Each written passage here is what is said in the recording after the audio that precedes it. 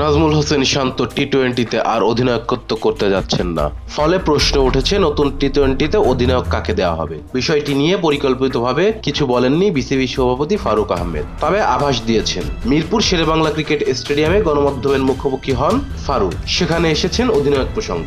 এই ব্যাপারে কোনো পরিষ্কার জবাব না দিলেও কিছুটা আভাস দিয়েছেন তিনি। বিসিবি বস বলেছেন, এই নিয়ে আমরা সিদ্ধান্ত নেব, খুব শীঘ্রই জানা যাবে। এরই মধ্যে দু একজন টি-20র অধিনায়কত্ব করেছেন, যারা এখনো একদম দলের বাইরে নয়।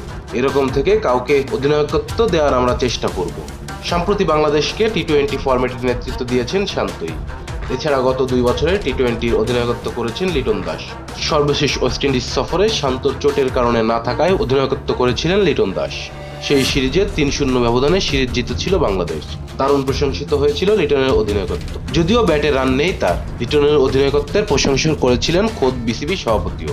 আসন্ন পাকিস্তান সফরে 3 ওয়ানডে এবং 3টি টি-20 খেলার কথা রয়েছে বাংলাদেশ দলের।